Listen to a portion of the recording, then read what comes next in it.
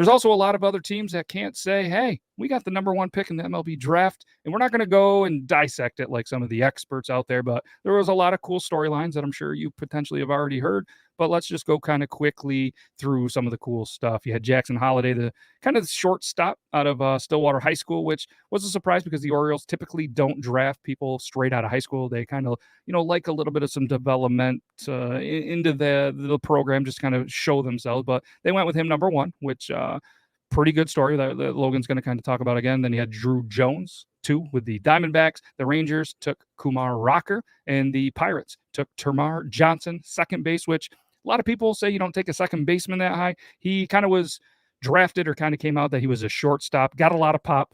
All right, defensive, not quite there yet, but hey, he's a high schooler out of Georgia, so hopefully he's as good as some of the Braves in the past. Then you had Elijah Green rounding out the top 5 for the Nationals, which was out of an academy in Florida. So one of the big storylines that we talked about before was the sons of ex-MLB players. So if you want to kind of talk about that a little bit, Logan, that's a cool headline. Sure. Yep. Holliday is Matt Holliday's son. Matt of the famous Colorado Rockies slide. He was a left fielder, played for them, Oakland, St. Louis. Real good ball player.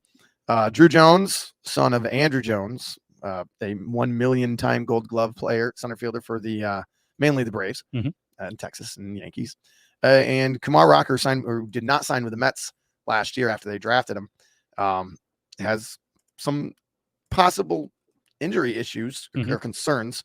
But he just signed with the Rangers today. So that's a good pickup for the Rangers. I think Rocker has shown that he'll be durable enough. And one trend I saw over the last couple of days with the draft is that a lot of guys are getting drafted while recovering from Tommy John surgery. Yep. That it's no longer that big of a deal for these teams to kind of worry, man, I don't know if they don't care anymore. They don't. They know that with technology and the way these guys heal and train, they don't care. Let him get his Tommy John surgery. He'll come back stronger. I saw a lot of that, which interested me, college and high schoolers. And there's a lot of pedigree throughout the draft with sons of college coaches, sons of former players or former athletes. If you were able to watch the draft, it's hard to understand and know all of them, like the experts. Those guys do that for a living. But it was kind of cool because they kind of broke down the first 80 very well.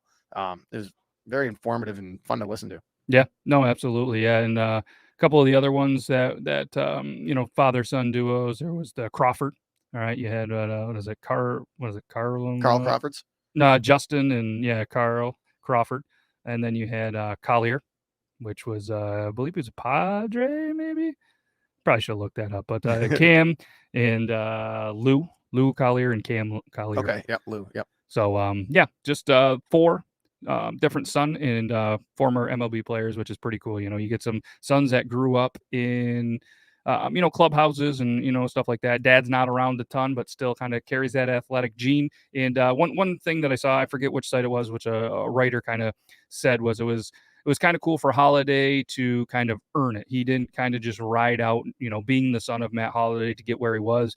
He put in the time, he put in the work. Yep. He's running in the extra weight room reps. He's putting in the extra batting practice, and he really earned his way to being the number 1 pick in the 2022 draft. So congratulations again. We just did the top 5. A couple of cool, quick little stories. There's a lot out there on there, and again, to be honest, you look at kind of Rocker. He was drafted last year and ended up finding his way into the top 3 because he wasn't signed. You don't always get these, signings unless they're the standout ones, in the top maybe 10, 12 picks. So, we'll get into it maybe a little bit more in the next episode, but we just want to do a quick little draft recap and kind of do it our way. And that's what we did.